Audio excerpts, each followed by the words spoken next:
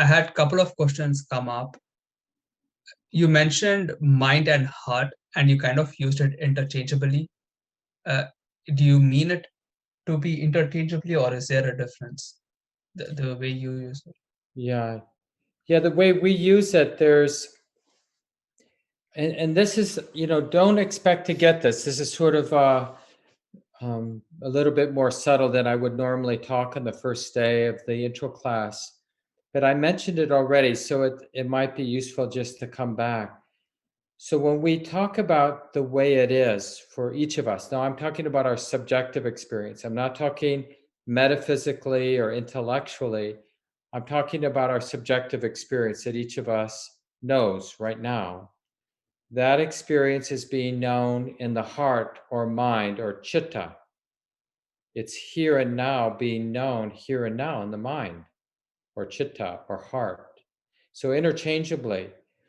And so, like, because in English, we think of heart as having more that affective, emotional quality, and mind as the more cognitive, intellectual part of things, right?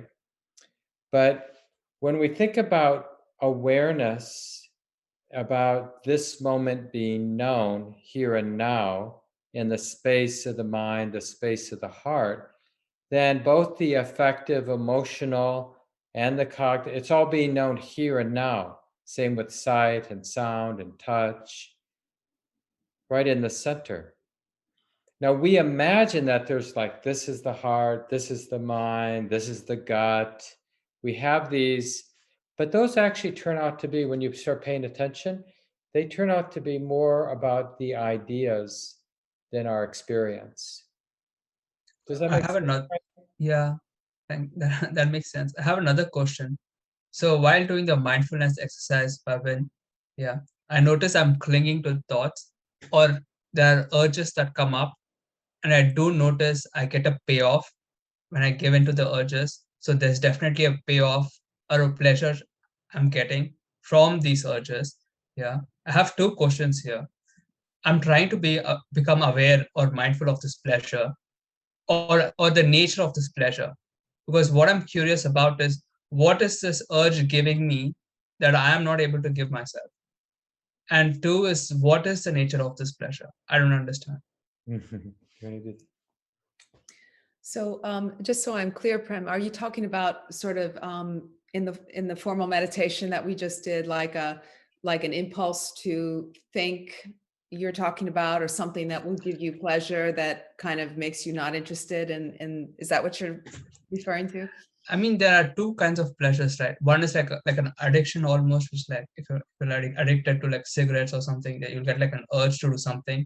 But also I'm realizing I have a urge to like cling to different thoughts, and there is a form of payoff or a juice I'm getting from clinging to. But then I'm trying to like become conscious and mindful of this juice, but it's kind of hard for me because I don't understand the nature of it. And I'm like, okay, what is this juice giving me that I am somehow not able to give myself, and I'm dependent on these thoughts to give me, and I'm not able to like free myself from these shackles. Am I being clear, or is it too vague? Yes, no, you're being absolutely clear. Yeah. I'll say a little, and then maybe Mark can chime in. But it sounds like you're paying really important attention. Like when we do have cravings for things, whether it's cigarettes or particular kinds of food, whatever it may be, to notice there is a payoff, right, to gratify that. Yeah. But there's also a drawback.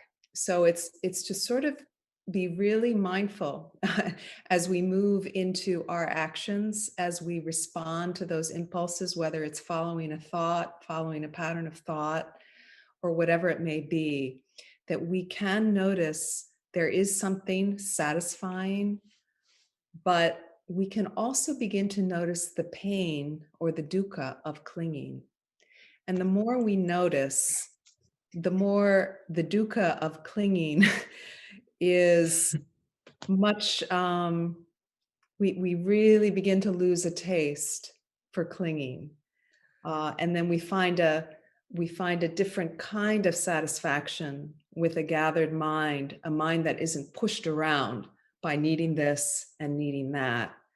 So there is kind of this place of, I don't know if it requires faith, but it requires attentiveness to actually, to move from this endless chasing, right, to explore another possibility that may be a more powerful and secure satisfaction, in a sense.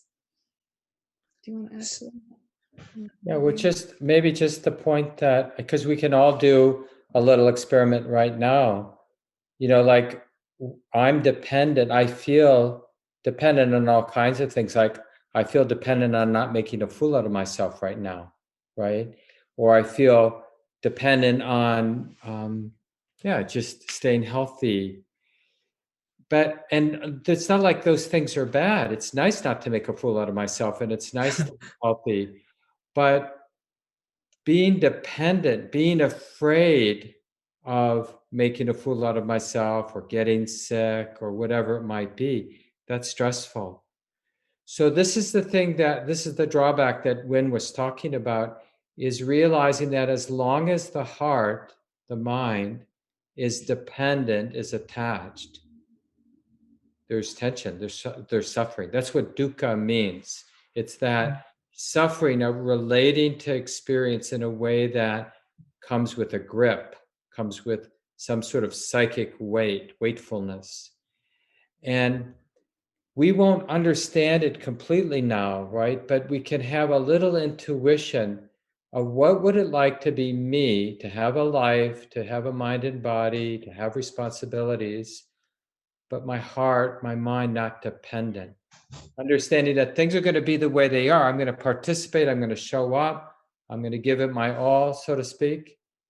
But I'm not going to be dependent on how it all plays out, because I'm not in charge. Doesn't mean we're passive, we don't care. It just means my happiness isn't dependent on what happens.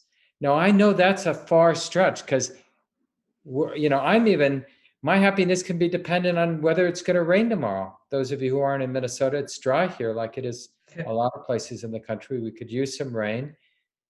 And tomorrow may be the one day in the next 2 weeks we might get some rain. And I feel like I really want rain.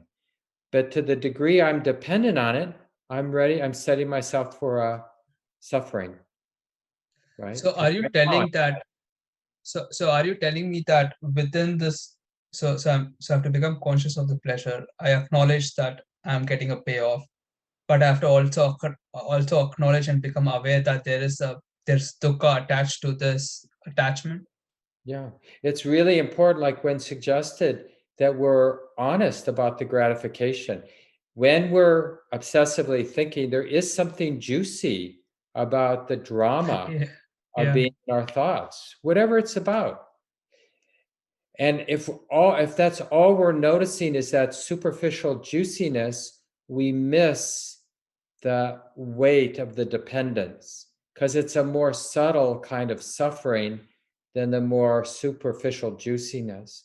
So part of the reason we're cultivating mindful awareness is that we get the whole picture, because then our actions are based on the whole picture, not just what's on the surface. And we see this like more often with observing another person, like a friend, than we are to catch, because we can see, here's the friend, they're doing this thing again. They think it's all fine and dandy, but they don't realize they're setting themselves up for a lot of suffering because they're not So seeing the whole picture. the problem I have is I can become aware of the pleasure, and the pleasure is kind of overwhelming. So is there anything I can ask myself during that moment to like shine awareness on this dukkha? Because it is kind of like an overwhelming, it's almost like uh, it's very hard to just stop the where or just redirect it. How do we do that?